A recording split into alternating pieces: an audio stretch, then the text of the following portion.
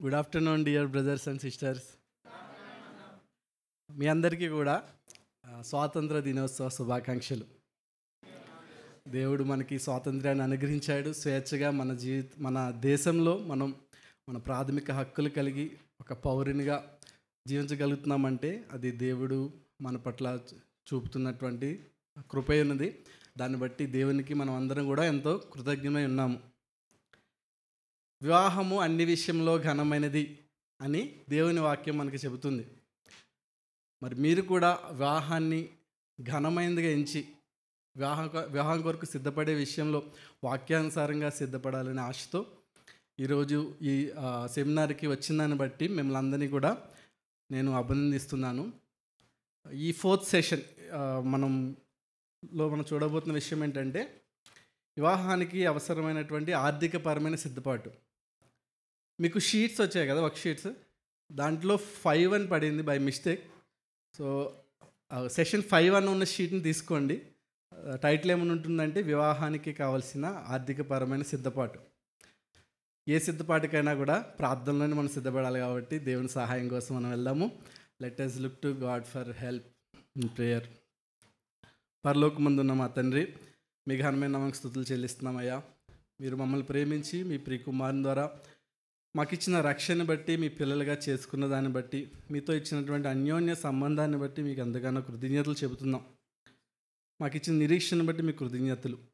మమ్మల్ని ఈ దేశంలో పుట్టించినందుకు మీకు స్తుతులు చెల్లిస్తున్నామయ్యా. మా దేశానికి మీరు 78 సంవత్సరాల క్రితం స్వాతంత్రం అనుగ్రహించి మరొక 79వ సంవత్సరంలోనికి మమ్మల్ని ప్రవేశపెట్టారు. ఈ యొక్క స్వాతంత్ర భారతదేశంలోనికి. దాన్ని బట్టి మీకు స్తుతులు చెల్లిస్తున్నాం తండ్రి. ఏ విషయం గురించి మేము ఆలోచించినప్పుడు కూడా మా హృదయం మీ పట్ల కృతజ్ఞతతో నిండిపోతుంది. అదే క్రమంలో ఇప్పుడు వివాహం కొరకు సిద్ధపడడానికి వచ్చిన మా బ్రదర్స్ అండ్ సిస్టర్స్ అందరిని బట్టి మీకు వందనాలయ్యా.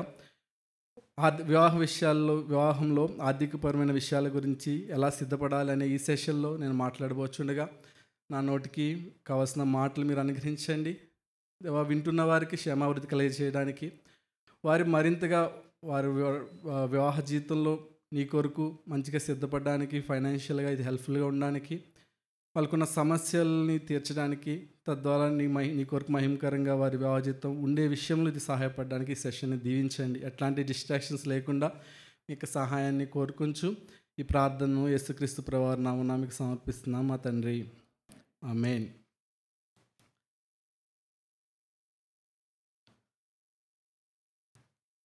వాక్యానుసారంగా వివాహానికి సిద్ధపడాలి, ఎలా సిద్ధపడాలి అనే ఆశతో మీరు అందరూ కూడా ఇక్కడికి వచ్చారు.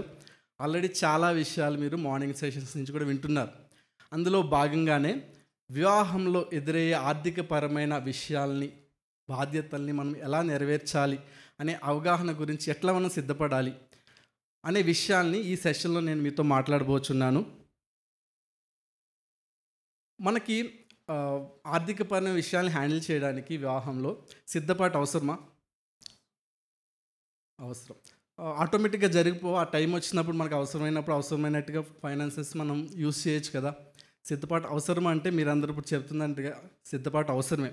ఇన్ఫ్యాక్ట్ నిజానికి మనం ప్రాముఖ్యమైన విషయం చేయాలన్నా కూడా, నిలిచిపోయే విషయం, సక్సెస్ఫుల్గా ఏదైనా మనం నిర్వహించాలన్నా కూడా దానికి మనకి సిద్ధపాటు అవసరం. ఒకవేళ మనకు ఒక ఎగ్జాంపుల్ తీసుకుంటే, మనకి హైదరాబాద్లో ఎన్నో అపార్ట్మెంట్స్ కనిపిస్తూ ఉంటాయి కదా. రెగ్యులర్గా కన్స్ట్రక్షన్ వర్క్ జరుగుతూ ఉంటాయి. మనం చూసినట్లయితే కొన్ని చోట్ల చిన్నగా పునాది తవ్వి ఇల్లు కడతారు, కొన్ని చోట్ల చాలా లోతుగా తవ్వి ఇల్లు కడతారు. ఎందుకట్లా? ఒక చోట చిన్నగా కొద్దిగా తవ్వుతున్నారు, వేరొక చోట చాలా లోతుగా తవ్వి బలమైన పునాదులు వేస్తున్నారు. ఎందుకు? సో మనకు కట్టబోయే బిల్డింగ్ యొక్క పర్పస్ బట్టి అది ఎంత గొప్పగా ఉండబోతుంది, అది ఏ పర్పస్ కోసం వినియోగించబడబోతుంది, ఆ పర్పస్ని బట్టి దానికి ఎంత పునాది అవసరం అనేది కూడా ఆధారపడి ఉంటుంది. అలాగే వివాహం ఘనమైనది, మన లైఫ్ లాంగ్ కమిట్మెంట్. ఇది మన జీవితాన్ని చివరి వరకు ప్రభావితం చేయగలిగిన అత్యంత శక్తివంతమైన విషయం మన జీవితంలో వివాహం అని మనందరం కూడా ఒప్పుకుంటాం. కాబట్టి అట్లాంటి వివాహంలో మనం ప్రిపేర్ అవుతున్నప్పుడు చాలా బాగా సిద్ధపడడం అనేది చాలా అవసరం. ఒకవేళ మనం సరైన సిద్ధపాటు లేనట్లయితే మన వివాహ జీవితంలో అనేక సమస్యలు ఎదుర్కోవడానికి అది కారణమవుతుంది. కనుక ఆ సిద్ధపాటులోని విషయాల్లోనికి వెళ్ళే ముందు మొట్టమొదటిగా వివాహక ఉద్దేశం గురించి నేను మాట్లాడాలని ఇష్టపడుతున్నా. ఎందుకంటే మనం ఏది చేసినా కూడా, మనం ఏం నేర్చుకున్నా కూడా అందులో ఉన్న కంటెంట్ కంటే కూడా దాని యొక్క ఇంటెంట్ చాలా ముఖ్యం. ఇంటెంట్ డ్యామేజ్ అయితే కంటెంట్ ఖరాబ్ అవుతుంది. ఇంటెంట్ డ్యామేజ్ అయితే కంటెంట్ కరప్ట్ అవుతుంది, ఇంగ్లీష్లో చెప్పాలంటే. అలా కాకుండా ఉండడానికి నేను కంటెంట్ని మీ ముందు పెట్టడానికి ముందుగా ఇంటెంట్ అంటే ఎందుకు మనము ఇలా సిద్ధపడాలనుకుంటున్నాం, వివాహం కొరకు ఆర్థికంగా సిద్ధపడడం మన మోటివ్ ఏంటి అని చూసుకున్నట్లయితే, దేవుని మహిమ కొరకు మన వివాహం ఉంది, మనం వివాహంలో జతపరచబడుతున్నాం, వివాహ జీవితం కోసం సిద్ధపడుతున్నామంటే ఒక మెయిన్ మోటివ్ ఏంటి? ఆల్రెడీ ఫస్ట్ సెషన్లో మనం చూసాం కదా, ఏంటది? God's glory. మీకు ఉన్న షీట్స్లో ఆల్రెడీ ఫస్ట్ బ్లాంక్ ఉంది కదా, అక్కడ మీరు ఫిల్ చేసుకోవచ్చు. వివాహం యొక్క ఉద్దేశం దేవుని మహిమ. అయితే ఇప్పుడు ప్రశ్న ఏంటంటే, దేవుని మహిమ కోసం మనం వివాహం ఉండడం అంటే how does it look like? మీకు ఎవరైనా మీరు షేర్ చేసుకోవచ్చు మీ థాట్. ఎట్లా ఉంటుంది ప్రాక్టికల్గా? 1 or 2 థాట్స్ ఎవరైనా చెప్తారా? సరే, ఒక్కళ్ళు చెప్పండి చాలు. మీరు ఏమనుకుంటున్నారు? మీరు విన్నారు కదా మార్నింగ్ నుంచి, దేవుని మహిమకరంగా నా వివాహ జీవితం ఉండాలని మీరు ఆశపడుతున్నారు. బట్ ప్రాక్టికల్గా ఇది ఎట్లా ఉంటుంది? ఒక్క ఆస్పెక్ట్లో మీరు ఎగ్జాంపుల్ చెప్తారా? నాకు వినిపించలేదు.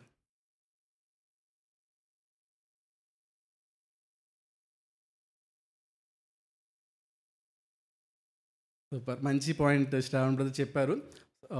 తను పురుషుడు కాబట్టి భర్తగా దేవుడు ఎట్లా తను ఉండమని కోరుతున్నాడు వాక్యంలో, అట్లా జీవించాలనే ఆశ. అట్లా జీవించాలంటే ఎట్లా సిద్ధపడాలి, దేవుడు నన్ను భర్తగా ఎలా ఉండమంటున్నాడు అనే విషయాలు నేర్చుకోవాలనుకుంటున్నాడు. నేనే కొన్ని పాయింట్స్ చెప్తాను, ఎందుకంటే ఆల్రెడీ బ్రదర్ షేర్ చేశాడు, మనకి సమయం కూడా తక్కువ ఉంది కాబట్టి. నేను వివాహం కొరకు సిద్ధపడేటప్పుడు ఎట్లా ఆలోచించామని చెప్తా. నేను అనుకునేవాడిని, నాకు కూడా ఆ ప్యాషన్ చాలా ఉండేది, ఉంది ఇప్పుడు కూడా. ఏంటంటే దేవుని మహిమ కోసం నా వివాహం ఉండాలని నేను ఎలా ఊహించుకునేవాడిని. మ్యారేజ్ అయిన తర్వాత నేను నా భార్య కలిసి దేవుని ప్రతిరోజు ప్రార్థన చేసుకుంటాం, దేవుని ఆరాధిస్తాం, దేవుని గురించిన విషయాలు చాలా నా హార్ట్లో ఉన్న పర్సనల్ థింగ్స్ కూడా నా భార్యతో నేను షేర్ చేస్తానని నేను యాంటిసిపేట్ చేసేవాడిని. And that will glorify God అని నేను నా సంతోషంగా వివాహం కోసం నేను ఎదురు చూసేవాడిని, వివాహం సమయం కోసం. రెండో ఆస్పెక్ట్ ఏంటంటే సంఘ జీవితంలో వివాహం అయిపోయిన తర్వాత మేము కలిసి అన్ని పరిచర్యలకు వెళ్తాం, అందరి కుటుంబాలతో సమయం గడుపుతూ ఉంటాం, ఇతరులకి హెల్ప్ చేస్తూ ఉంటాం. ఎవరైనా అనారోగ్యంతో ఉంటే వాళ్ళకి వెళ్ళి మినిస్ట్రీ చేస్తాం. ఇంతకుముందు నేను పురుషుని కాబట్టి స్త్రీలు ఎవరైనా అనారోగ్యంలో ఉన్నారనుకోండి, ఒక్కడిని వెళ్ళడం కష్టం కదా. ఇప్పుడు కుటుంబంగా అయితే పురుషుడైనా స్త్రీ అయినా వీళ్ళందరికీ కూడా మేము హెల్ప్ చేయొచ్చు అని ఉండేది. సో వివాహం ద్వారా ఈ విధంగా కూడా దేవుడిని నేను మహింపరుస్తానని నాకు ఆశగా ఉండేది. మూడోది ఏంటంటే కలిసి పరిచర్య చేయడం, ఇతరులకు సువార్త చెప్పడం, వేరే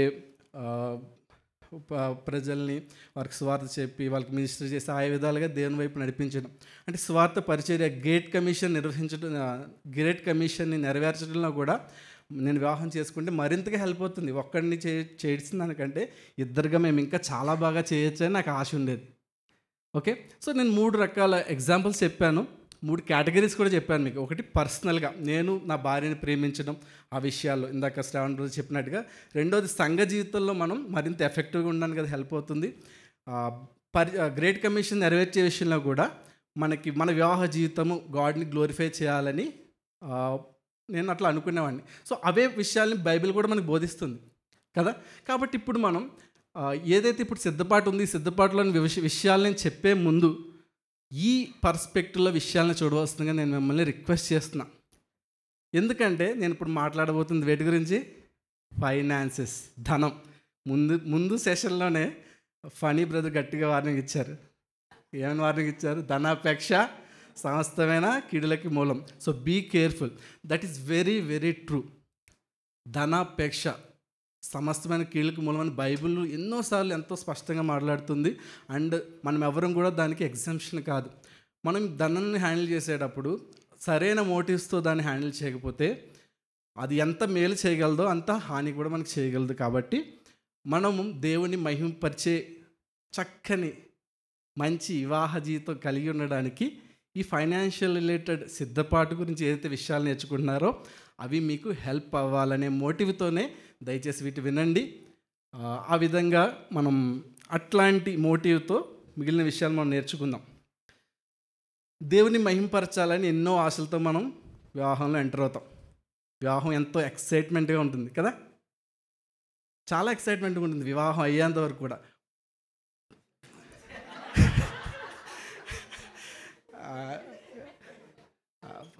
పాజ్ ఇచ్చాను కాబట్టి కాజ్ ఏదైనా ఉందనుకున్నారేమో.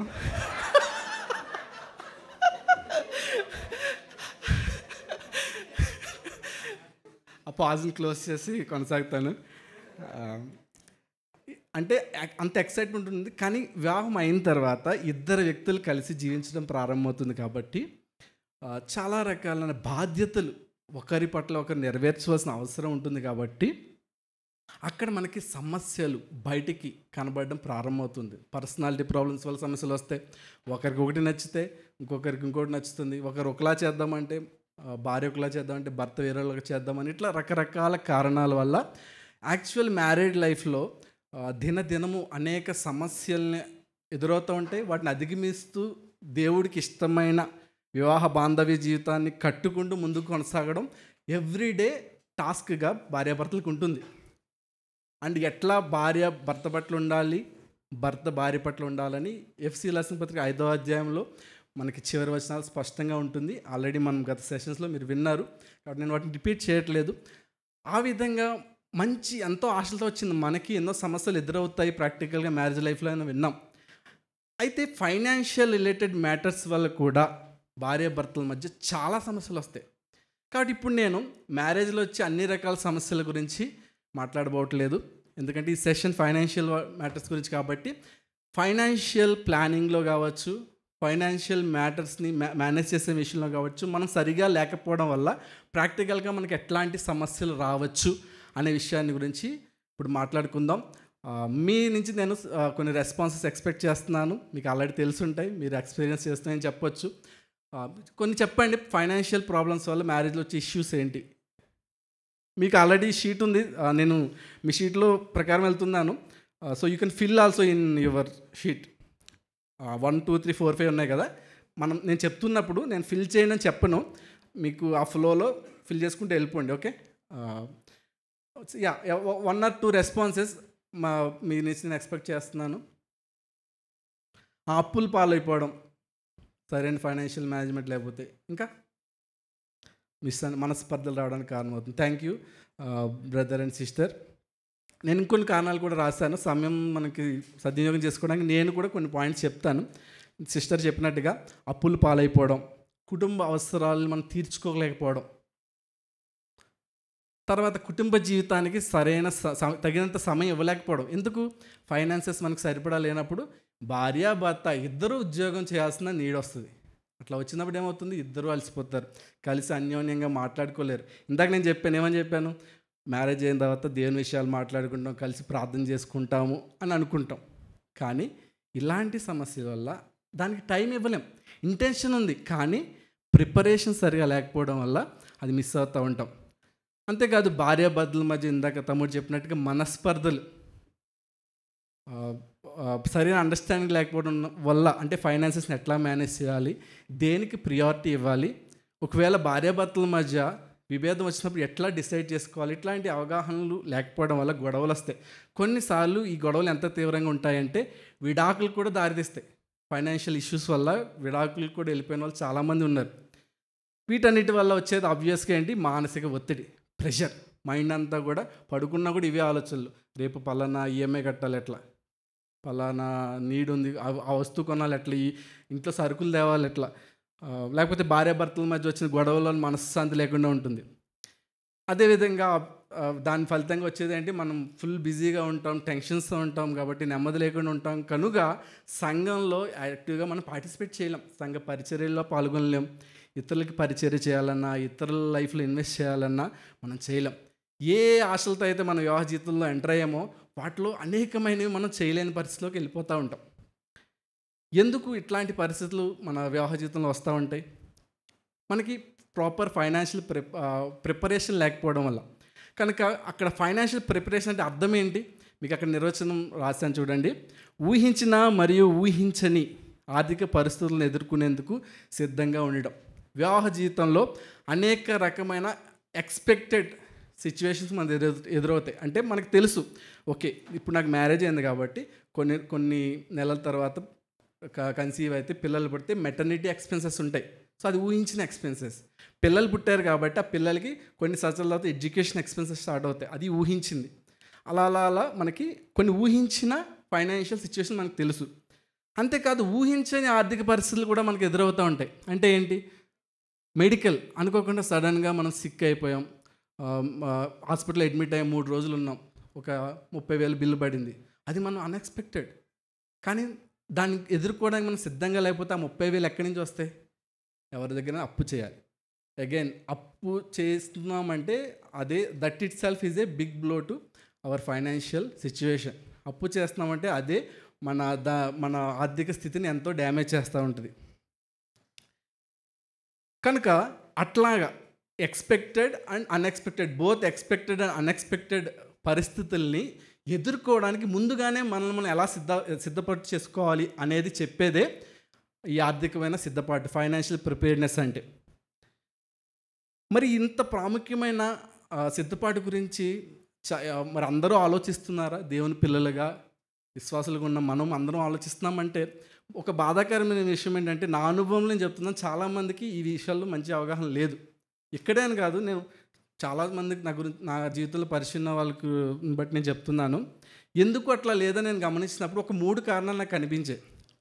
ఒకటేంటంటే, చాలామంది ఫైనాన్సెస్ అనగానే ఇదేదో ధనాపేక్ష కీడుకు మూలమన్నారు కాబట్టి నా ఆత్మీయతకి ఎక్కడ భంగం చేస్తుంది అని చెప్పి ఫైనాన్షియల్ ప్లానింగ్ని కూడా వాళ్ళు అవాయిడ్ చేస్తారు.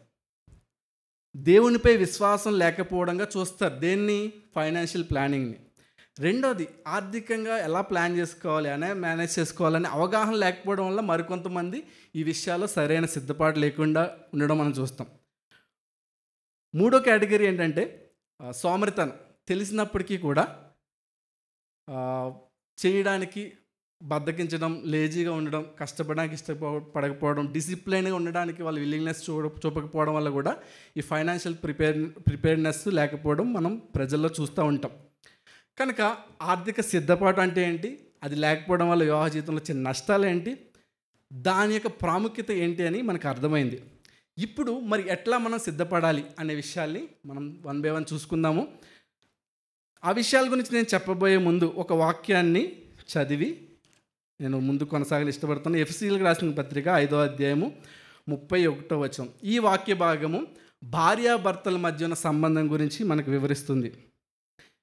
ఈ హేతు చేత పురుషుడు తన తండ్రిని తల్లిని విడిచి తన భార్యను హత్తుకొనును, వారిద్దరును ఏక శరీరమగుదురు. డియర్ బ్రదర్స్ అండ్ సిస్టర్స్, చాలా బాగా గుర్తుపెట్టుకోండి, ఈ వాక్య భాగంలో ఉన్న సత్యం మన వివాహ జీవితానికి చాలా ప్రాముఖ్యమైనది. ఎందుకంటే ఇది భార్యాభర్తల మధ్యన సంబంధాన్ని తెలియజేస్తుంది. ఏమని తెలియజేస్తుంది? ఇద్దరు వ్యక్తులుగా ఉన్న వాళ్ళు వివాహంలో ఏమవుతున్నారు? ఒక్కటిగా జత చేయబడుతున్నారు. వివాహం అయిన తర్వాత నుంచి వారు వేరు కాదు. ఇద్దరు వ్యక్తులైనప్పటికీ కూడా వారు ఒకే శరీరంగా ఉన్నారు. 5వ అధ్యాయం ఎఫెసీ రాసిన పత్రికలో మనం చూస్తే స్త్రీకి పురుషుడు అంటే భర్త శిరస్సుగా ఉన్నాడు, అలాగే భర్తకి భార్య శరీరంగా ఉంది. ఒక వ్యక్తి తన శరీరాన్ని ఎలా సంరక్షించుకుని పోషించుకుంటాడో అలాగే పురుషుడు తన భార్యను విషయంలో కేర్ చేయాలని మనకు అక్కడ చెప్పబడుతుంది. సో ఆ పర్స్పెక్టివ్ని మనం కలిగి ఉండడం, అట్లాంటి స్పృహలో మన వివాహ జీవితంలో ఉన్న వ్యవహారాన్ని కొనసాగించడం చాలా ప్రాముఖ్యం. How does it look like? మనం ఒక్కటిగా ఉన్నాము, ఒక్క కుటుంబంగా ఉన్నాము, ఏక శరీరంగా ఉన్నాము అనేది ప్రాక్టికల్గా దాని యొక్క ఇంప్లికేషన్స్ ఎట్లా ఉంటాయి అనే దాన్ని మీకు అర్థమవడానికి ఒక ఎగ్జాంపుల్ నేను చెప్పాలని ఇష్టపడుతున్నాను. ఉదాహరణకి భర్త ఎర్నింగ్ చేస్తున్నాడు, సంపాదిస్తున్నాడు కష్టపడి, భార్య ఇంట్లో బాధ్యతలన్నీ కూడా నెరవేరుస్తూ ఉంది. భర్త నెల శాలరీ వచ్చిన తర్వాత ఇంట్లో వ్యవహారాలు చూడడానికి భార్యకు కొంత ఇచ్చి మిగిలిన డబ్బులు తన దగ్గరే పెట్టుకొని మిగిలిన డబ్బుల గురించి నువ్వు నాతో మాట్లాడద్దు, అవి నేను సంపాదిస్తున్నాయి కాబట్టి నీకు ఇంట్లో కావాల్సిన సరుకులకి వాడికి ఇచ్చేసాను కదా, మిగిలిన డబ్బులు నేను ఏం చేస్తాను, ఎలా ఖర్చు పెడతాను అనేది నన్ను అడగొద్దు అని అనకూడదు. ఎందుకు అనకూడదు? ఎందుకంటే వాళ్ళు ఇద్దరు వేరు కాదు. భర్త పని చేస్తూ సంపాదించినప్పటికీ కూడా భార్య కూడా దాంట్లో బాధ్యత ఉంది, హక్కు ఉంది. ఎందుకంటే వారు కుటుంబంగా వాళ్ళ బాధ్యతల్ని షేర్ చేసుకున్నారు. దేవుడు పెట్టిన డిజైన్లో భర్త వెళ్ళి సంపాదిస్తున్నాడు, భార్య ఇంటి దగ్గర అన్నీ చూసుకుంటూ వాటిని మేనేజ్ చేస్తుంది. So they are working as one unit. ఒక్క శరీరంగా వాళ్ళు పనిచేస్తున్నారు. తల ఒక పని చేస్తూ కాలు వేరే పని చేస్తున్నప్పటికీ కూడా ఆ బ్లడ్ సరఫరా రెండింటికి ఒకేలా వెళ్ళాలి కదా. నీకు మంచి క్వాలిటీ బ్లడ్, నాకు లో క్వాలిటీ బ్లడ్ అట్లా ఉండకూడదు కదా కాల్కి. సో జీవం అట్లాగే ఒక శరీరానికి అన్ని ప్రివిలేజెస్ ఎట్లా కామన్గా ఉంటాయో, సో భార్య భర్తలు ఇద్దరు కూడా వారు వేరువేరుగా చూసుకోకూడదు. ఇంకొక ఎగ్జాంపుల్ ఏంటంటే, భార్య కూడా జాబ్ చేస్తుంది అనుకోండి, భర్త జాబ్ చేస్తున్నాడు. సో కొంతమంది ఎట్లా ఉంటారంటే, సో నా శాలరీ ఇది, నీ శాలరీ ఇది కదా, మన ఫ్యామిలీ ఎక్స్పెన్సెస్ కోసం నేను ఎంత కాంట్రిబ్యూట్ చేస్తాను, నువ్వెంత కాంట్రిబ్యూట్ చేయి, మిగిలిన అమౌంట్స్ గురించి మనం మాట్లాడుకోవద్దు. నాకు నచ్చినట్టుగా నా డబ్బులు నా జీతం ఖర్చు పెట్టుకుంటాను, నాకు ఇష్టం వచ్చిన వాళ్ళకి ఇచ్చుకుంటాను, నీకు నచ్చినట్టుగా నువ్వు చేసుకో అని అనుకుంటారు. బట్ అది మ్యారేజ్ యొక్క పర్పస్ కాదు. చూడండి, మనం షేర్డ్ రూమ్స్లో బ్యాచిలర్స్కి ఉంటాం కదా, బ్యాచిలర్స్ కూడా అదే చేస్తారు కదా. శాలరీ తీసుకొస్తారు, రూమ్ రెంట్కి ఫుడ్కి కావాల్సిన ఇస్తారు, మిగతా డబ్బులు వాళ్ళకి ఇష్టం వచ్చినట్టు ఖర్చు పెట్టుకుంటారు. బట్ మరి దానికి బ్యాచిలర్స్గా మనం కలిసి జీవించిన దానికి, భార్యాభర్తలుగా మనకున్న సంబంధానికి తేడా ఏంటి? ఇదే తేడా. భార్యాభర్తలుగా భర్త ఏం చేసినా దానికి భార్యకు కూడా బాధ్యత ఉంటుంది, భార్య ఏం చేసినా అది భర్త కూడా సంబంధం ఉంటుంది. భార్య తీసుకునే నిర్ణయాలు భర్త మీద ఇన్ఫ్లుయెన్స్ చూపిస్తాయి, భర్త తీసుకునే నిర్ణయాలు భార్య మీద ఇన్ఫ్లుయెన్స్ చూపిస్తాయి. కాబట్టి వారిద్దరు కలిసి ఒక శరీరంగా, ఒక వ్యక్తిలాగా జీవించడం అనేది చాలా ప్రాముఖ్యం. కాబట్టి ఇప్పుడు నేను చెప్పబోయే విషయాలు ఏవైతే సిద్ధపాటులో నేను చెప్పబోతున్నానో, వీటిలో భర్తకి కొన్ని రోల్స్ ఉంటాయి. ఉదాహరణకి దేవుడు భర్తని కుటుంబాన్ని సంరక్షించేవానిగా, పోషించేవానిగా చేశాడు కాబట్టి భర్త వెళ్ళి సంపాదిస్తాడు. అలాగే భార్య తన బాధ్యతలు నిర్వహిస్తుంది. కాబట్టి వారి కర్తవ్యాలు నిర్వహిస్తున్నప్పటికీ కూడా ఈ ఆస్పెక్ట్స్ అన్నిటి విషయంలో ఇద్దరికీ బాధ్యత ఉంది. నేను చెప్పబోయే విషయాల్లో సంపాదన గురించి నేను మాట్లాడతాను నెక్స్ట్ పాయింట్లో. ఆ సంపాదన కేవలం భర్త వెళ్ళి సంపాదిస్తున్నారు కాబట్టి అబ్బా మేము ఆలోచించకూడదని సిస్టర్స్ అనుకోవద్దు. మీ బాధ్యత కూడా ఎర్నింగ్ రిలేటెడ్గా మీరు వెళ్ళి సంపాదించకపోతున్నా చాలా ఉంది, అదేంటో నేను చెప్తాను. So keep this in mind.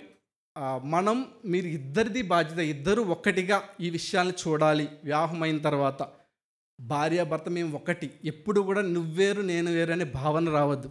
ఇంకొక ఆస్పెక్ట్ ఎక్కడ వస్తుందంటే ఇట్లాంటి భావన పేరెంట్స్ని ట్రీట్ చేసే విషయంలో. పెళ్ళయిన తర్వాత భర్త, పురుషుని యొక్క తల్లిదండ్రులు కావచ్చు, స్త్రీ యొక్క తల్లిదండ్రులు కావచ్చు, వారిద్దరినీ కూడా, ఇప్పుడు ఉదాహరణకి భర్త యొక్క తల్లిదండ్రులు అనుకోండి, స్త్రీ కూడా వాళ్ళని తన తల్లిదండ్రులుగా ట్రీట్ చేయాలి. ఉదాహరణకి భార్య యొక్క తల్లిదండ్రులకి ఏదైనా నీడ్ ఉంది, సపోర్ట్ చేయాలి. అక్కడ భర్త డిస్క్రిమినేషన్ చూపించకూడదు. తన తల్లిదండ్రులకి ఎట్లా చూసుకుంటాడో అట్లాగే కేర్ చేయవలసిన నీడ్ ఉంది. ఆ కేర్ చేసేది కూడా ఎట్లా ఉండాలి? వాళ్ళిద్దరూ మాట్లాడుకొని, ఓకే మీ ఫాదర్కి ఇట్లా అయింది కదా, లెట్ us డూ దిస్ అని మాట్లాడుకోవాలి. అట్లా చేయాల్సి ఉంటుంది. అంతేగాని మీ ఫాదర్ది కాబట్టి నేను సంపాదించిన డబ్బులు ఇవ్వవద్దు అని భర్త అనకూడదు. అలా వైస్ వర్సా భార్య కూడా అట్లా మాట్లాడకూడదు. నేను సంపాదించిన దాంట్లోంచి మీ మదర్కి ఫాదర్కి నువ్వు ఈ నీళ్ళు హెల్ప్ చేయొద్దు, నేను కష్టపడ్డానని భార్య అనకూడదు. ఓకే, ప్రాక్టికల్గా మనం అట్లా కొనసాగాల్సిన నీడ్ ఉంది. మనం ఇందాక మాట్లాడుకున్నాం కదా, ఒక ఇంటి ఉదాహరణతో మాట్లాడుకుని ఇంటికి పునాది ఎంత ప్రాముఖ్యమైందో, అలాగే ఆర్థికమైన జీవితానికి, ఆర్థికంగా క్షేమంగా ఉండే జీవితానికి ఈ సిద్ధపాటు అనేది కూడా పునాదిగా ఉంది. ఈ సిద్ధపాటులో, ఈ పునాదిలో 4 స్తంభాల గురించి నేను మీతో మాట్లాడబోతున్నా. ఈ 4 స్తంభాలు ఎంత దృఢంగా, ఎంత స్థిరంగా, ఎంత బలంగా ఉంటాయో మీ యొక్క వివాహంలో, మీ ఆర్థిక విషయాల్లో, మీ యొక్క జీవితం అంత సజావుగా కొనసాగడానికి ఇది మీకు హెల్ప్ చేస్తుంది. మొట్టమొదటిది ఏంటంటే సంపాదన. మీకు వర్క్షీట్లో ఉంది చూడండి, సంపాదన. పాయింట్ ఏలో నేను చెప్పాలనుకుంటున్న విషయం ఏంటంటే, సామెతలు 14:23లో చదవద్దు, అందులో కంటెంట్ ఏంటంటే కుటుంబంలో మనము పని చేసి సంపాదించాలి, మనకు ఒక ఇన్కమ్ సోర్స్ ఉండాలి. దేని కొరకు? మన ఫ్యామిలీ నీడ్స్ కొరకు. మనం వివాహం చేసుకుంటున్నాం. వివాహం చేసుకునే ముందు మనం ఆలోచించవలసింది ఏంటంటే, మనకి వివాహం అయిన తర్వాత మనం ఒక సెపరేట్ ఫ్యామిలీగా ఉంటాం. ఇంతకు ముందు వరకు మనం ఎవరి దగ్గర ఉన్నాం? తల్లిదండ్రుల దగ్గర ఉన్నాము, వారు మనల్ని కేర్ చేస్తూ ఉండొచ్చు. కానీ పెళ్ళైన తర్వాత కూడా మనం తల్లిదండ్రుల మీద ఆధారపడకూడదు. ఈవెన్ పెళ్ళికి ముందే జాబ్ వచ్చిన తర్వాత నుంచి కూడా మనం వాళ్ళని సపోర్ట్ చేయాలి. బట్ పెళ్ళైన తర్వాత మరింతగా మనం ఒక సెపరేట్ కుటుంబం అవుతున్నాం కాబట్టి మన కుటుంబానికి ఏమేమి నీడ్స్ ఉంటాయి, ఆ నీడ్స్కి తగినంత సంపాదన మనం సంపాదిస్తున్నామా? మీరు మ్యారేజ్ కన్సిడర్ చేసే ముందు ప్రాస్పెక్ట్ అంటే త్వరలో పెళ్లి చేసుకోబోయే ముందు మీరు డిస్కస్ చేసినప్పుడు ఈ ఆస్పెక్ట్ కూడా మీరు డిస్కస్ చేసుకోవాలి, ఆలోచించుకోవాలి, డిస్కస్ చేసుకోవాలి. నేను చెప్పినట్టుగా భర్తే పని చేస్తున్నప్పటికి కూడా భార్య కూడా అంటే పెళ్లి చేసుకోబోయే ఆ స్త్రీ కూడా వీటి గురించి ఆలోచించాలి. ఓకే, నా భర్తకు వచ్చే నేను పెళ్లి చేసుకోబోతున్నాను, వాళ్ళిద్దరు మాట్లాడుకోవాలి. ఎట్లా మాట్లాడుకోవాలంటే మనకి ఇంత సంపాదన రాబోతుంది, మనకి ఇంత ఖర్చులు రాబోతున్నాయి కనుక ఎట్లా మరి మన వివాహం అయితే ఇంత ఖర్చులు ఉంటాయి, ఈజ్ ఇట్ దట్ ఓకే, ఈ సంపాదన సరిపోతుందా, లేకపోతే ఎలా చేద్దాం, మన ఖర్చులు తగ్గించుకుందాం, ఇట్లాంటి ఒక అవగాహనతో వాళ్ళు వివాహంలోకి ఎంటర్ అవ్వాల్సి ఉంది. పని చేసి సంపాదించాలని బైబిల్ ఎంత స్పష్టంగా చెప్తుంది. సామెతలు 14:3 మనం చూసినట్లయితే ఏ కష్టం చేసినా కూడా లాభమే కలుగుతుంది. అంతేగాని ఏం చేయకుండా నాకు అది లేదు ఇది లేదని సాకు చెప్తా ఉన్న వాళ్ళు ఏం ప్రయోజనం లేదని ఆ వాక్యభాగం మనకు తెలియజేస్తుంది. దీని ద్వారా మనం నేర్చుకునే ఒక విషయం ఏంటంటే, చాలామంది నాకు గవర్నమెంట్ జాబ్ వస్తేనే నేను జాబ్ చేస్తానని దానికోసమే ప్రిపేర్ అవుతూ ఉంటారు. అట్లాగే మ్యారేజ్లోకి ఎంటర్ అయిపోతూ ఉంటారు. గవర్నమెంట్ జాబ్ కోసం వెయిట్ చేయడం రాంగ్ కాదు. ఫర్ దట్ మ్యాటర్ మీరు యాస్పిరేషన్స్ ఏమైనా ఉన్నా కూడా మంచిదే, దట్ ఈస్ నాట్ రాంగ్. కానీ మీరు ఇప్పుడు మ్యారేజ్ గురించి మాట్లాడుతున్నప్పుడు మీరు ఒక బాధ్యతలోకి ఎంటర్ అవబోతున్నారు కనుక ఏదైనా ఏ పని చేసినా ప్రాబ్లం లేదు. మీరు ఏ జాబ్ అయినా చేయండి, ఈ తక్కువ జాబ్ ఇది ఎక్కువ జాబ్ అనే తేడాలు ఏం లేదు. ఏ జాబ్ చేసినప్పటికీ కూడా మీ పర్స్పెక్టివ్ ఏమై ఉండాలంటే, నేను నా కుటుంబాన్ని పోషించుకోవాలి, నా కుటుంబానికి సంరక్షించే బాధ్యత, పోషించే బాధ్యత దేవుడు నాకు ఇచ్చాడు. ఆ విధంగా చేసినప్పుడు దేవుడు మహిమపరచబడతాడు అనే పర్స్పెక్టివ్తో పురుషుడు, ఎస్పెషల్లీ పురుషులుగా దేవుడు ఆ బాధ్యత పురుషులకి ఇచ్చాడు కాబట్టి పురుషులుగా మీరు ఎస్పెషల్లీ ఈ విషయంలో చాలా క్లారిటీతో, చాలా మంచి ప్లానింగ్తో, మంచి ప్రిపరేషన్తో ఉండాల్సిన నీడ్ ఉంది. అదేవిధంగా స్త్రీలు కూడా మీరు వివాహంలోకి ఎంటర్ అవుతున్నప్పుడు మరి మీ భాగస్వామి మీ భాగస్వామి మాత్రమే జాబ్ చేసేటట్లయితే అది ఎట్లా ఉండబోతుంది మీ ఫైనాన్షియల్ సిచ్యువేషన్కి అనే క్లారిటీతో మీరు ముందుకు కొనసాగాలి. చాలామంది సోమరితనంగా ఉండడం కూడా మనం గమనిస్తూ ఉంటాం. సోమర్థంగా ఉండడాన్ని బైబిల్ ఎంతో ఖండిస్తుంది. సామెతలు 6:9-11 మీరు చూసినట్లయితే సోమరిగా ఉండడాన్ని ఎంతో తీవ్రంగా దేవుడు ఖండిస్తూ ఉన్నాడు. నాకు తెలిసిన ఒక కుటుంబం ఉంది. ఆ కుటుంబంలో పరిస్థితి ఏంటంటే, భర్త తను జాబ్ చేయట్లే, భార్య డిగ్రీ చదువుకుంది కాబట్టి నువ్వు వెళ్ళి జాబ్ చేయి, నేను జాబ్ చేస్తున్నా, అంత శాలరీ రావట్లేదు అని భార్యని ఫోర్స్ చేస్తున్నాడు. ఆ కుటుంబం ఎంతో కష్టాల ద్వారా వెళ్తుంది. వాళ్ళని చూసినప్పుడు నాకు ఎంతో బాధేస్తుంది. మనం అట్లా ఉండొద్దు. అట్లా ఉంటున్నామా? మన వివాహ జీవితాన్ని చేతులారా మనం పడదోస్తున్నాం, అంటే డ్యామేజ్ చేసుకుంటున్నాం. ఒకవేళ మనం పని చేయడానికి విల్లింగ్గా లేము, ఎస్పెషల్లీ భర్తగా మనం కష్టపడడానికి విల్లింగ్గా లేము, కుటుంబానికి కావాల్సిన నీడ్స్ తీర్చే విషయంలో పూర్తి బాధ్యత తీసుకోవట్లేదంటే we are not ready for marriage. అట్లాంటి సిద్ధపాటు మీకు లేదు, అలా ఉండడానికి మీరు ఇష్టపడలేదంటే you are not ready for marriage. అంతేకాదు, చాలామంది పెళ్ళైన తర్వాత మా డాడీని అడుగుతాను, మా మమ్మీని అడుగుతాను అనే ప్లానింగ్లో ఉంటారు. అది కూడా మంచిది కాదు. ఎందుకంటే వాళ్ళు ఆల్రెడీ చిన్నప్పటి నుంచి మమ్మల్ని పెంచారు, కష్టపడ్డారు, ఇప్పుడు వృద్ధాప్యం ఏజ్కి వచ్చేసారు. ఇప్పుడు కూడా వాళ్ళు మిమ్మల్ని పోషించాలని ఎక్స్పెక్ట్ చేయడం వాళ్ళ మీద మరింతగా బర్డెన్ పెట్టడమే. ఓకే, వాళ్ళు ఇష్టపూర్వకంగా మీకు ఏదైనా గిఫ్ట్స్ ఇస్తే దట్ ఈస్ నాట్ రాంగ్. కానీ వాళ్ళు ఉన్నారు కదా, మా డాడీకి గవర్నమెంట్ జాబ్ ఉంది కాబట్టి ఆయన చూసుకుంటారు, అవసరం ఉన్నప్పుడు ఆయన ఫోన్ కొడతానని భార్య అనుకోకూడదు, భర్త అనుకోకూడదు. అలా చేయమని భార్యని భర్త ప్రోత్సహించకూడదు, భర్తని భార్య ప్రోత్సహించకూడదు. ఎందుకంటే నిర్గమకాండం 20:12 మనం చూస్తే ఆ 10 ఆజ్ఞల్లో దేవుడు ఏం చెప్తున్నాడు? తల్లిదండ్రులను ఘనపరచమని దేవుడు మనకు ఆజ్ఞ ఇచ్చాడు. సో ఘనపరచడంలో ఒక భాగం ఏంటంటే కేరింగ్ ఫర్ దెమ్. వాళ్ళ నీడ్స్ని మనం కేర్ చేయాలి. ఇంకా మనం ఎట్లాంటి సిద్ధపాటు ఉండాలంటే వాళ్ళ నుంచి ఎక్స్పెక్ట్ చేయకూడదని మాత్రమే కాదు, అవసరమైతే మన పేరెంట్స్కి వాళ్ళ ఓల్డ్ అంటే వాళ్ళ వృద్ధాప్యం వైపు వెళ్తున్నారు కాబట్టి వచ్చే సమస్యల్లో మనం సపోర్ట్ చేసే స్థితిలో ఉండాలని మీరు ప్లాన్ చేసుకోవాలి. సో కంక్లూజింగ్ స్టేట్మెంట్ ఏంటంటే, be very clear how you are going to meet your needs in your married life. మ్యారేజ్లోకి ఎంటర్ అవ్వకపోయే ముందే పెళ్ళైన తర్వాత మీకుండే కనీస అవసరాలు తీర్చడానికి మీరు ఎట్లాంటి ఇన్కమ్ సోర్స్ మీకు ఉంది, ఒకవేళ లేనట్లయితే దాన్ని ఎట్లా మీరు ప్లాన్ చేద్దాం అనుకుంటున్నారనే క్లారిటీతోనే దయచేసి మీరు వివాహంలోకి ఎంటర్ కండి. సో గమనిక అని ప్లేస్ ఇచ్చాను కదా, ఆ గమనిక దగ్గర మీరు రాసుకోవచ్చు. ఏంటి అని అంటే, ఇందాక నేను చెప్పినట్టుగా కుటుంబాన్ని పోషించే బాధ్యత భర్తది. అలాగే కుటుంబంలో కుటుంబ అడ్మినిస్ట్రేషన్ చూస్తూ మిగతా వ్యవహారాలు మేనేజ్ చేస్తూ కుటుంబ జీవితానికి సపోర్ట్ చేయడానికి దేవుడు భార్యకు బాధ్యత అప్పగించినట్లుగా బైబిల్లో మనం చూస్తాం. కానీ కొన్ని ప్రత్యేక సందర్భాల్లో భార్య కూడా పని చేయొచ్చు. భార్య పని చేయడం తప్పు పాపం అని కాదు. బట్ చెప్తున్నాం కదా, if it is at the cost of family life then it is not good. ఒకవేళ మీ కుటుంబ అన్యోన్య సహవాస జీవితాన్ని, పిల్లల్ని పెంచే జీవితాన్ని పణంగా పెట్టి దాన్ని బలి చేసి మీరు ఓన్లీ ఫైనాన్సెస్, కుటుంబాన్ని నడిపించడానికే భార్యాభర్తలు ముందుకు వెళ్తున్నారంటే then you are missing the mark. మనం మాట్లాడుకున్నాం కదా, వాట్ ఈజ్ అవర్ గోల్? దేవుని మహింపరచడం. మీరు దేవుని మహింపరచాలనుకుంటూ మీరు ఈ విధంగా ఇద్దరు పని చేయడం వల్ల ఒకవేళ దేవుని మహిమపరిచే విషయంలో మీరు కాంప్రమైజ్ అవుతున్నట్లయితే దయచేసి దాన్ని ఆలోచించండి. బట్ దేర్ ఆర్ సిచ్యువేషన్స్, కొన్నిసార్లు భార్య పని చేయాల్సి రావచ్చు. That is not wrong. అది దృష్టిలో పెట్టుకోండి.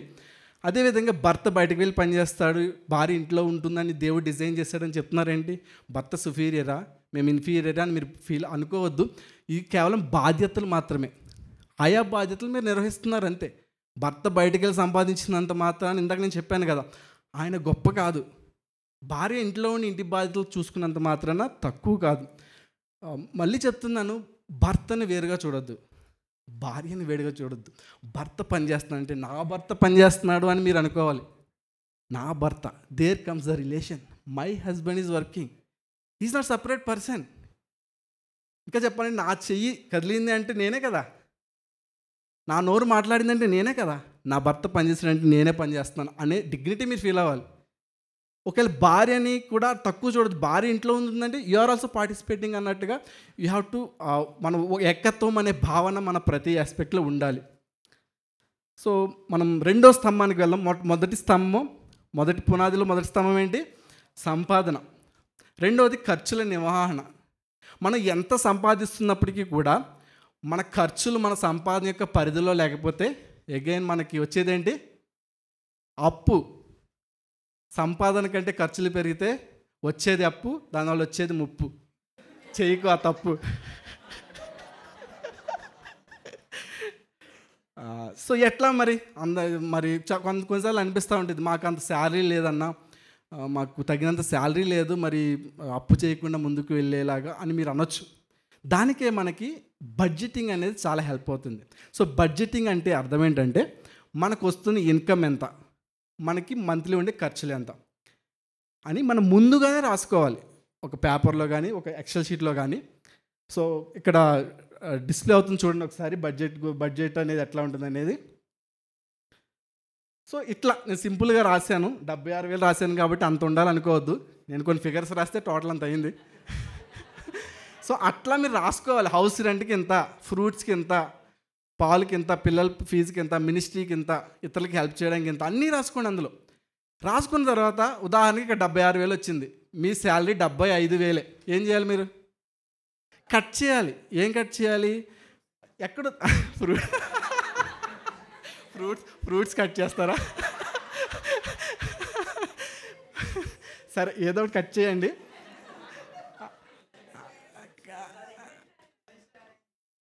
రెస్టారెంట్స్ కట్ చేస్తారు. Very good. So that is again subject మీ ఇష్టం. మీరు భార్యాభర్తలుగా ఆలోచించుకోండి, మీకు ఏది ప్రియారిటీ అనిపిస్తే దానికి ఇచ్చి, తక్కువ ప్రియారిటీ అనుకున్న వాటికి కట్ చేసుకోండి. అయితే మీ ఏమై ఉండాలంటే, ఈ బడ్జెట్లో మీది ఏదైతే ఆర్థిక ప్రణాళికలో ఉన్నాయో అంశాలన్నీ కూడా కవర్ అవ్వాలన్నమాట. అట్లా చూసుకోండి. అయితే మీకు హెల్ప్ అవ్వడానికి ఎట్లా ప్లాన్ చేసుకోవాలి, దేనికి ఎంత ప్రాముఖ్యత ఇవ్వాలనేది కూడా మాకు చెప్తే బాగుంటుంది అని మీరు అంటే, మీకు హెల్ప్ చేయడానికి బ్యాక్ స్లైడ్ గల ప్రతాప్. సో చూడండి, మీకు అక్కడ ఒక 3 కేటగిరీస్ ఉన్నాయి: అవసరాలు, కోరికలు, పొదుపు. మీకున్న వర్క్షీట్లో కూడా 3 బ్లాంక్స్ ఉన్నాయి. సో అవసరాలు అంటే నెసెసిటీస్, ఫుడ్, రెంట్ అట్లాంటివి. వాటికి మీ శాలరీలో 50% మీరు అలొకేట్ చేసుకోవచ్చు. ఇది ఆర్థిక నిపుణులు ఇచ్చే ఒక సింపుల్ సూత్రం. ఇది స్టాండర్డ్ కాదు, మీరు కావాలంటే అడ్జస్ట్ చేసుకోవచ్చు. కానీ మీకు ఏం తెలియదు స్టార్టింగ్ అన్నప్పుడు you can start with this. కోరికలు అంటే సరదాగా బయటికి వెళ్ళడం, రెస్టారెంట్స్కి వెళ్ళడం, పార్క్స్కి వెళ్ళడం, దానికి ఒక 30% ఆఫ్ శాలరీని మీరు అలొకేట్ చేసుకోవచ్చు మంత్లీ. పొదుపు ఒక 20% ఆఫ్ యువర్ శాలరీని మీరు భవిష్యత్తు అవసరాల కోసం పక్కన పెట్టాలి, వాటిని ఖర్చు చేయకుండా. సో ఇందులో మీరు అన్నీ ఖర్చు చేసిన తర్వాత పొదుపుకి వెళ్ళొద్దు. పొదుపు అమౌంట్ని ముందుగానే తీసేసి మిగిలిన అమౌంట్ని అవసరాలకి, ఆ తర్వాత మిగిలిన అమౌంట్ని కోరికలకి వెళ్ళేలాగా మీరు స్ట్రక్చర్గా చేసుకోండి. మరొక గమనిక, మీకు ఎక్కడ కూడా గమనిక అని రాశాను కదా, బడ్జెటింగ్ నిర్ణయాల్లో భార్యాభర్తలు ఇద్దరూ చర్చించుకుని నిర్ణయాలు తీసుకోవాలి. ఒక బాధాకరమైన విషయం ఏంటంటే చాలాసార్లు ఎర్నింగ్ చేసే పర్సనే యూనిలేటరల్గా, అంటే తనొక్కరే నిర్ణయాలు తీసేసుకుంటూ ఉంటారు. నేను దీనికి ఖర్చు పెడతా, దానికి ఖర్చు పెడతా అని భార్యతో డిస్కస్ చేయకుండా. కానీ అట్లా ఉండకూడదు. బడ్జెటింగ్ ప్లాన్ చేసేటప్పుడు మనం ఇందాక షీట్ మాట్లాడుకున్నాం కదా, ఇద్దరు కూర్చుని మనం దేనికి ఎంత అలొకేట్ చేద్దాము, దేనికి వద్దు అని మాట్లాడుకుని ఒక కామన్ అండర్స్టాండింగ్తో, ఒక కోఆపరేషన్తో దానిలోనికి వెళ్ళవలసిన అవసరం ఉంది. అంతే కదా, చాలామంది ఇతరులకు హెల్ప్ చేసే విషయంలో కూడా భార్యకి చెప్పకుండా ఇచ్చేస్తూ ఉంటారు. That is also not good. మీరు మీ శాలరీలోంచి ₹1 బయటికి వెళ్తున్నా అది మీ భాగస్వామి అవగాహనతోనే జరగాలి. ఒకవేళ విభేదిస్తున్నారు, దెన్ కన్విన్స్ దెమ్. వాళ్ళని ఒప్పించండి, చెప్పండి. ఒప్పుకోవట్లేదు, ప్రార్థన చేయండి. మీ రిలేషన్ చాలా ఇంపార్టెంట్. మీరు ఎవరికో హెల్ప్ చేద్దామని మీ కుటుంబ జీవితాన్ని నష్టపరుచుకోవద్దు. This is your priority. తర్వాత ఖర్చుల్లోనే రెండవది ఏంటంటే అప్పులు. మనం ఇది చాలా ఇంపార్టెంట్. మనం దీని విషయంలో చాలా జాగ్రత్తగా ఉండాలి. అప్పుల విషయంలో కనుక మనం కేర్ఫుల్గా లేనట్లయితే అదే మన ప్రస్తుతపు స్థితినే కాదు, ఫ్యూచర్ ఫైనాన్షియల్ మ్యాటర్స్ని కూడా చాలా బ్యాడ్గా ఇంపాక్ట్ చేస్తుంది. అసలు అప్పులు ఎప్పుడు అవుతాయి? ఇందాక మనం మాట్లాడుకున్నాం కదా, సంపాదన కంటే కూడా ఖర్చులు ఎక్కువైనప్పుడు మనకేమవుతాయి, సంపాదన కంటే ఖర్చులు ఎక్కువైనప్పుడు అప్పులు రావడం జరుగుతుంది. కనుక మనం ఏం చేయాలి? సంతుష్ట సహితమైన దైవభక్తి గొప్ప లాభసాధకమై ఉంది. మనకున్న సంపాదన యొక్క మీన్స్లోనే మనం బతకడానికి అడ్జస్ట్ చేసుకోవాలి, డిసిప్లిన్ చేసుకోవాలి. ప్లస్ కొంచెం కష్టంగా ఉంటుంది, but that is how we live for the glory of God. Keep this motive behave your eyes. ఈ మోటివ్ని ఎల్లప్పుడూ కూడా మీ ముందు పెట్టుకోండి. దేవుడు మీకు కృపణిస్తాడు. ఈ అప్పుల పాలైతే మీరు భవిష్యత్తులో ఈ అప్పులకి బందీలుగా అయిపోతారు. అప్పులు తీర్చడానికే పనిచేస్తూ ఉంటారు. ఈ అప్పులు తీరేలోకి ఇంకొక అప్పు చేయాల్సి వస్తుంది. కాబట్టి అప్పుల్లోనికి వెళ్లకుండా ఉండడానికి ప్రయత్నించండి. సంపాదించాల్సిన ఒత్తిడి ఇంకా పెరిగిపోద్ది మీకు. ఇంటి ఖర్చులకే కాదు, ఈ అప్పు యొక్క వడ్డీలు కట్టడానికి కూడా మీరు ఎక్కువ సంపాదించవలసిన అవసరం ఉంటుంది. కనుక మీరు ఒక కమిట్మెంట్, నేను మీకు ప్రాక్టికల్ అడ్వైస్ ఇచ్చేది ఏంటంటే, అప్పుల జోలికి వెళ్ళం. అప్పులు లేకుండా మేము ఉండడానికి ప్రతి ప్రయత్నం చేస్తామని మీరు నిర్ణయం తీసుకోండి. And I'm saying that is possible. ఎట్లా పాసిబుల్? మనం ఆల్రెడీ బడ్జెటింగ్ వేస్తున్నాం కదా, బడ్జెటింగ్లోనే మనం కట్ చేసుకుంటాం కాబట్టి అప్పులకి వెళ్ళవలసిన నీడ్ రాదు. ఈ విషయంలో ఒక పాయింట్ నేను చెప్పాలనుకుంటుంది ఏంటంటే, మీరందరూ వివాహం కోసం సిద్ధపడుతున్నారు కాబట్టి మీకు ఇమీడియట్గా నెక్స్ట్ వచ్చే మేజర్ ఈవెంట్ ఏంటి? Marriage ceremony. సాధారణంగా మన సమాజంలో మ్యారేజ్ అంటే అంగరంగ వైభవంగా ఆకాశాన్ని అంటే పందిరేసి భూమంతా నిండే విధంగా మనం సెలబ్రేట్ చేస్తూ ఉంటాం, చాలా ఖర్చు పెడతా ఉంటాం. కానీ బాధాకరమైన విషయం ఏంటంటే, చాలా అప్పులు చేసి మరి పెళ్ళి చేస్తూ ఉంటారు కదా. That is very very bad. పెళ్ళి చేసుకుని సంతోషంగా వివాహ జీవితంలో ప్రవేశపెడుతున్న వాళ్ళకి అప్పులు బహుమానంగా ఇస్తే ఎలా? కాబట్టి ఈ విషయంలో మనం కల్చరల్గా ఇతరులు ఏమనుకుంటారనే దానికి పోకుండా మన ఫైనాన్షియల్ కండిషన్కి, మన భవిష్యత్తుకి ఎంతలో ఖర్చు పెట్టుకుంటే మంచిది అని మనం నిర్ణయించుకుని అంతలోనే ఖర్చు పెట్టుకోవాలి. ఈ విషయంలో జాన్ పైపర్ గారు ఒక మాట చెప్తున్నారు. ఆయన ఒక కోట్ ఉంది, ఆయన మ్యారేజ్ విషయంలో ఆయన ఎలా ప్రిపేర్ అయ్యారని చెప్తూ, ఆ కొటేషన్ మనకి ఇక్కడ డిస్ప్లే అవుతుంది చూడండి. ఆయన భార్య పేరు నోయల్. వాళ్ళు మ్యారేజ్ అయినప్పుడు వాళ్ళ మ్యారేజ్ ఎంతో సింపుల్గా అయిందని ఆయన చెప్తారు. నేను చదువుతా చూడండి. When Noel and I were married, she wore her mother's wedding dress. I wore my best, నేను థర్డ్ లైన్కి వెళ్ళిపోయాను. I wore my best and only Sunday suit. My best man did the same. Her matron of honour wore a nice Sunday dress. We had an open Bible and a cross on the platform just to show what our values were. The church organ was played. My father preached. The church provided a reception which was in the fellowship hall. No meal, no refreshments. There was a cake. Next ప్యారాకి వెళ్తున్నాను. Next స్లైడ్కి move అవ్వచ్చు. ఈ point నాకు చాలా నచ్చింది. ఆ marriage గురించి రాస్తూ, it was all simple. It was all full of Joy. It was explosive with happy expectations. Nobody borrowed any money. The Lord, the Word, the voice, the lovers were the foreground and God was honored. Amen. మీ వివాహ జీవితం కూడా అట్లా ఉండాలని ప్యాషనేట్గా ఏం చేయండి. ఎవరో మెచ్చుకోవాలి, ఎవరో ఏమనుకుంటారు అనుకోవద్దు. వివాహంలో ముఖ్యమైనవి ఏంటి? ఈయన ఇక్కడ చెప్తున్నారు కదా, ద లార్డ్. మీరు ప్రభువుని ఎంత గణపరుస్తున్నారు, వాక్యాన్ని ఎంత గణపరుస్తున్నారు, మీ నిబంధనని, మీరు చేసే వాగ్దానాలని ఎంత ప్రాముఖ్యత ఇస్తున్నారు, లవర్స్ భార్యాభర్తలుగా మీరు ఎంతగా ప్రేమించుకున్నారు, మీరు అక్కడ ఫోకస్, మీకేమీ కాదు. అండ్ దేవుడు మహిమపరచబడాలి ఇదంతట్లో. ఇదే పెట్టుకోండి. దీనికి ఎంత ఖర్చు అవుతుంది? ఏం ఖర్చు అవ్వదు. వీళ్ళంత సామాన్యంగా చేసుకున్నారు కదా. సో మీకు సామర్థ్యం ఉంది, ఒకవేళ మంచిగా సెలబ్రేట్ చేసుకోవాలంటే that is not wrong. But ఇక్కడ చెప్పేది ఏంటంటే అప్పులు చేసి వెళ్ళొద్దు. ఈవెన్ డబ్బులున్నా కూడా అనవసరంగా వేస్ట్ చేసుకోవద్దు. ఇంకా మంచి వాటి కోసం మనం ఉపయోగించవచ్చు. అంతేకాదు చాలామంది పేదరికంలో ఉండే విశ్వాసం ఉంటారు. వాళ్ళకి మన వివాహం చూసినప్పుడు అయ్యో నేను కూడా అలాగ చేసుకుంటేనే నేను మంచిగా చేసుకున్నట్టు అనే భావన కలగవద్దు. ఎగ్జాపరెంట్గా ఉండడం వల్ల అట్లా అయ్యే ప్రమాదం కూడా ఉంటుంది. అట్లాగే మన ఒక కల్చర్ని, ఒక మంచి మోడల్ని సెట్ చేయడానికి కూడా మన వివాహం ఉండేలాగా మన ఫైనాన్షియల్ ఎక్స్పెండిచర్ అనేది ఉండడం చాలా ప్రాముఖ్యం. మూడవది ఖర్చుల్లో. మనం అప్పులు చేయట్లేదు కదా అనుకుంటాం, కానీ ఇతరుల అప్పులకి జామీన్గా ఉంటాం. జామీన్ అంటే షూరిటీ. ఇది ఇంకా దారుణం. సామెతలు 6వ అధ్యాయం 1-5 నుంచి మీరు చదివితే చాలా తీవ్రంగా చెప్తాడు. మీరు ఎవరికి షూరిటీ ఉండదు. దయచేసి మీరే అప్పులు చేయొద్దంటే పక్క వాళ్ళ అప్పులకి మీరు ఎందుకు షూరిటీ ఉంటారు?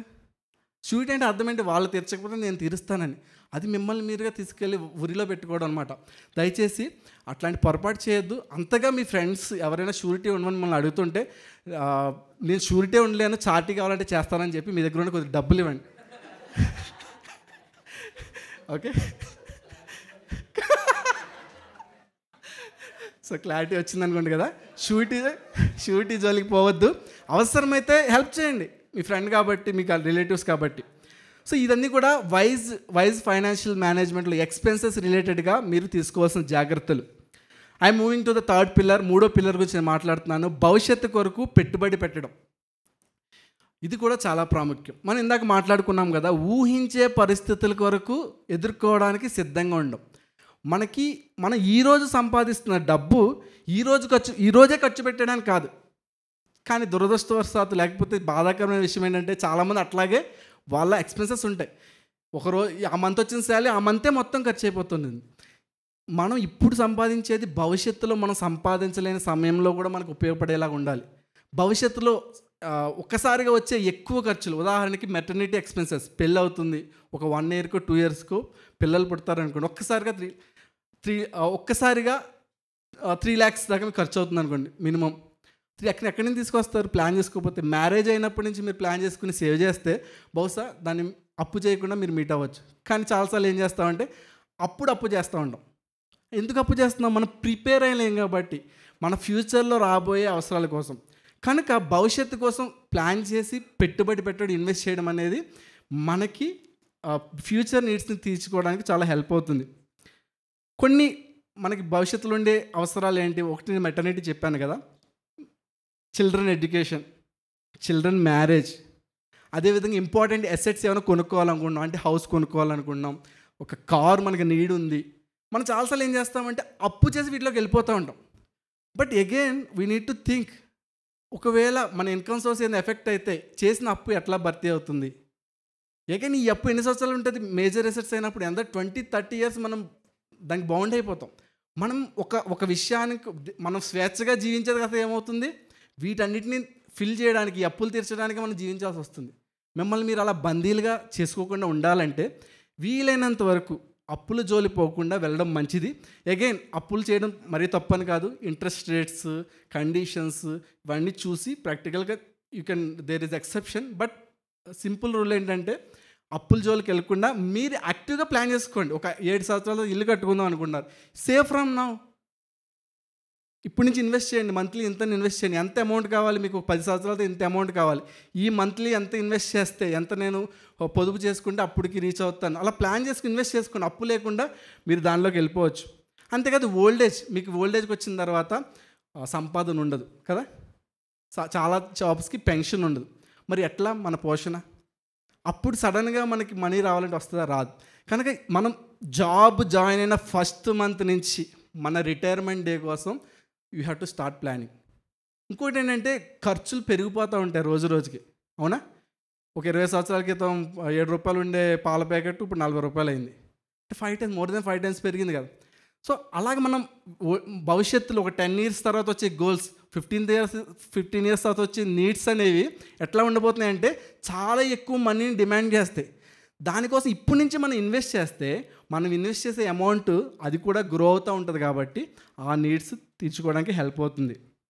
సో రెండో రీజన్ ఏంటి ఇన్వెస్ట్ చేయడానికంటే ఆర్థిక స్వాతంత్రం. మనం ఇన్వెస్ట్ చేసుకుని ప్రాపర్గా మంచి అమౌంట్ కనుక మనం మిగిల్చుకుంటే భవిష్యత్తులో అది మనకి ప్యాసివ్ ఇన్కమ్ని జనరేట్ చేసే సోర్స్గా అవుతుంది. తద్వారా మనము యాక్టివ్గా వర్క్ చేసి ఎర్న్ చేయాలనే బర్డెన్ మనమే తగ్గుతుంది. సో ఈ సందర్భంలో కొన్ని మనం ఎలా ఇన్వెస్ట్ చేయడానికి మనకున్న ఎవెన్యూస్ వేటిలో ఇన్వెస్ట్ చేయొచ్చు అనే దానికి ప్రాక్టికల్గా కొన్ని నేను చెప్పాలనుకుంటున్నాను. మ్యూచువల్ ఫండ్స్లో మనం ఇన్వెస్ట్ చేయొచ్చు. లాంగ్ టర్మ్కి మనం మంచి రిటర్న్స్ చూడాలంటే mutual funds one of the best options.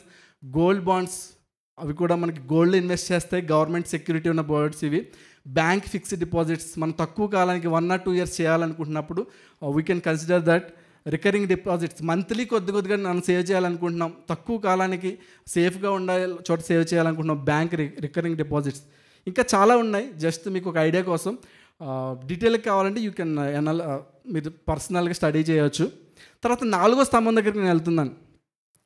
అత్యవసర పరిస్థితుల కొరకు ప్రణాళిక. ఊహించని పరిస్థితుల కొరకు ప్రణాళిక. ఊహించను అంటే ఏంటి? మనం వాటిని ఎక్స్పెక్ట్ చేయం, అది రావచ్చు రాకపోవచ్చు. ఏంటి అట్లాంటి? ఉదాహరణకి సడన్గా జాబ్ పోవచ్చు, అప్పుడు ఏం చేస్తాం? మరి మన ఎక్స్పెన్సెస్, మంత్లీ ఎక్స్పెన్సెస్ ఆగుతాయి. జాబ్ ఆగిపోతే శాలరీ ఆగుతుంది, కానీ ఎక్స్పెన్సెస్ ఆగుతాయా? ఆగవు. సో అట్లాంటి ఎమర్జెన్సీ సిచ్యువేషన్స్ కొరకు ఎమర్జెన్సీ ఫండ్ అనేది మనం మెయింటైన్ చేయడం మంచిది. ఎమర్జెన్సీ ఫండ్ అంటే ఒక 6 monthsకి మన ఎక్స్పెన్స్కి సరిపడా అమౌంట్ని ఎప్పుడు కావాలంటే అప్పుడు తీసుకునేలాగా ఒక బ్యాంక్ ఫిక్స్డ్ డిపాజిట్లోనే, మ్యూచువల్ ఫండ్లో లిక్విడ్ ఫండ్స్ ఉంటాయి లో రిస్క్ అని, అలాంటి వాటిలోనే పెట్టుకోవడం. రెండోది హెల్త్ ఇన్సూరెన్స్. మనకి అనుకోకుండా ఏదన్నా హెల్త్ ప్రాబ్లం వచ్చింది, హాస్పిటల్లో అడ్మిట్ అయ్యి 1 లక్ష రూపాయలు ఖర్చు అయింది, ఎక్కడి నుంచి వస్తాయి? అదే హెల్త్ ఇన్సూరెన్స్ మనం ముందే తీసుకుని ఉంటే ఆ 1 లక్ష రూపాయలు వాళ్ళు భర్తీ చేస్తారు కాబట్టి మన మీద, మన ఫైనాన్సెస్ మీద అది బర్డెన్ పడకుండా ఉంటుంది. లైఫ్ ఇన్సూరెన్స్, కుటుంబంలో ఎవరైతే సంపాదిస్తారో ఆ వ్యక్తికి లైఫ్ ఇన్సూరెన్స్ ఉండడం చాలా ప్రాముఖ్యం. ఎందుకంటే ఊహించండి, సడన్గా అనుకోకుండా ఏదో కారణం చేత కుటుంబానికి యజమాని అంటే బ్రెడ్ విన్నర్ ఎవరైతే సంపాదిస్తున్నారో ఆ వ్యక్తి చనిపోయారు ఏదైనా కారణం చేత. మంత్లీ ఎక్స్పెన్స్ ఒక 50,000 ఉన్నాయి. కుటుంబం ఒక్కసారి ఏమవుతుంది? ఒక పక్కనేమో భర్త చనిపోయిన బాధ వేదన ఉంటే, మరొక పక్క పిల్లలు ఉన్నారు, మంత్లీ 50,000 ఎక్స్పెన్సెస్ ఉన్నాయి. ఎవరు తీరుస్తారు? కాబట్టి భర్త లేని లోటుని ఎవరు తీర్చలేరు మనం. కానీ ఈ ఫైనాన్షియల్ ప్రెషర్స్ని, వాటి వల్ల వచ్చే వాటిని తట్టుకోవడానికి లైఫ్ ఇన్సూరెన్స్ మనకు హెల్ప్ చేస్తుంది. 4వదిగా పర్మనెంట్ డిసేబిలిటీ అయినప్పుడు కూడా కొన్ని ఇన్సూరెన్సెస్ ఉంటాయి. ఉదాహరణకి మనకి యాక్సిడెంట్ అయ్యింది, ఏం ఉద్యోగం చేయలేకుండా అయిపోయాం, అట్లాంటి సమయాల్లో కూడా మనకి డబ్బులు ఇన్కమ్ కింద ఇచ్చేలా కొన్ని ఇన్సూరెన్సెస్ ఉన్నాయి. ఇల్నెస్ వల్ల మనం పర్మనెంట్ డిసేబుల్డ్ అయిపోయాం, అలాంటప్పుడు ఇచ్చేవి కూడా ఉన్నాయి. సో కాన్సెప్ట్ ఏంటంటే ఈ 4 categories కనుక మీరు కన్సిడర్ చేసినట్లయితే మీ లైఫ్లో, మన లైఫ్లో వచ్చే మేజర్ అత్యవసర పరిస్థితులకి మనం సిద్ధపడినట్లయితే. ఓకే,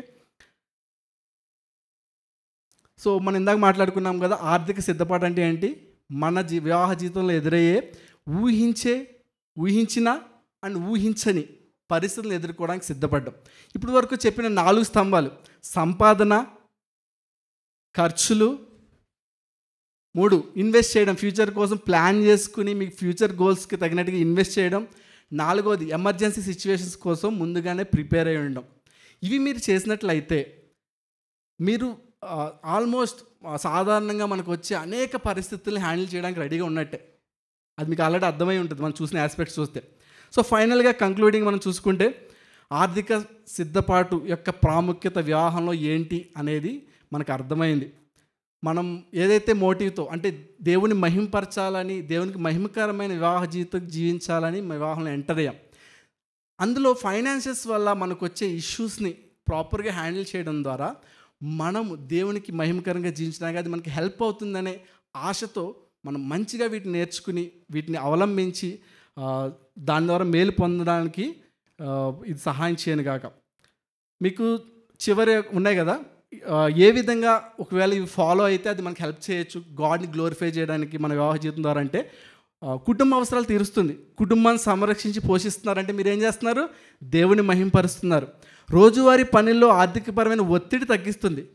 సో ఒత్తిడి తక్కువ ఉన్నప్పుడు ఏమవుతుంది? మంచి రిలేషన్షిప్స్ కలిగి ఉండొచ్చు. ఫ్యామిలీగా ఒకరితో ఒకరు బయట వారితో మంచి రిలేషన్షిప్ మెయింటైన్ చేయడానికి అది హెల్ప్ అవుతుంది. ఫ్యామిలీ టైం మంచిగా గడపడానికి హెల్ప్ అవుతుంది. మూడవది, ఇతరులకు సహాయపడవచ్చు.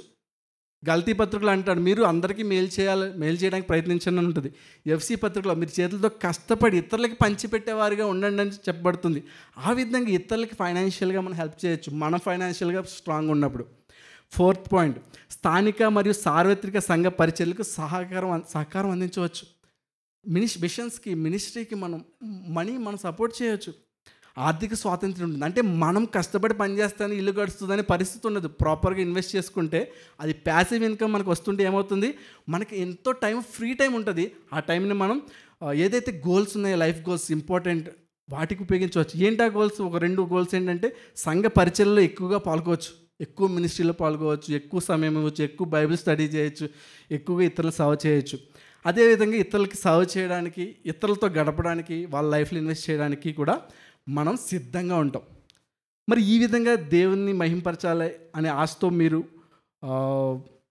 ఉన్నట్లయితే వీటిని ప్రాపర్గా ఆచరణలో పెట్టడానికి ప్రతి ప్రయత్నం చేయవలసిందిగా నేను మిమ్మల్ని అందరినీ కూడా రిక్వెస్ట్ చేస్తున్నాను. సో మనం ఇంత ప్రణాళికలు చేశాం కదా, ఇంత ప్రణాళికలు చేస్తుంటే వాట్ డస్ ఇట్ మీన్? మనం దేవుని మీద ఆధారపడట్లేనట్ట కొంతమంది అలా అపోతూ ఉంటారు. కానే కాదు, మనం ఇంత ప్రణాళిక చేస్తున్నప్పటికీ కూడా వాట్ వీ డూ, మనం కీర్తన 127లో చూసినట్లయితే, యెహోవా ఇల్లు కట్టించని ఎడల కట్టువాని ప్రయాసం వ్యర్థమే. ఇంత చేస్తున్నా కూడా we trust all this planning to God. మనం ఈ ప్లానింగ్ అంతట్లో కూడా మనం దేవుని మీద ఆధారపడుతున్నాం. దేవుడు నా ప్లానింగ్ని దీవిస్తాడని. అండ్ ఈ ప్లానింగ్ని వీఆర్ ఎంట్రస్టింగ్ టు గాడ్. ప్రభువా, నీ మహిమ కోసం మేము జీవించాలనుకుంటున్నాం కనుక మా ప్లానింగ్లో మాకు సహాయం చేయని దేవుని మీద ఆధారపడుతూ మనం ఈ ప్రణాళిక చేస్తున్నాం కనుక దేవుడు ఆ విధంగా మనకు సహాయం చేయను గాక. ప్రార్థనలో దేవుని వైపు చూద్దాము. ప్రభువా, పరలోకమందున్న మా తండ్రి, ఫైనాన్షియల్గా ఎట్లా సిద్ధపడాలనే విషయాలు ఏవైతే మేము డిస్కస్ చేసుకున్నామో వాటిలో చక్కగా సిద్ధపడడానికి, తద్వారా మరి మేమెంతగానో ఫైనాన్షియల్గా మంచి స్థితిలో ఉంటూ మేము మీరు కోరుకున్న మహిమకరంగా మా వివాహ జీవితం ఉండడానికి, ఇతరులకి మా వివాహ జీవితం ద్వారా బ్లెస్సింగ్ ఉండడానికి సహాయం చేయండి. మీ నామాన్ని మహింపరచుకోండి అయ్యా. యేసు ప్రభువు నామములో స్తుతించి ప్రార్థిస్తున్నాం మా తండ్రి. ఆమేన్.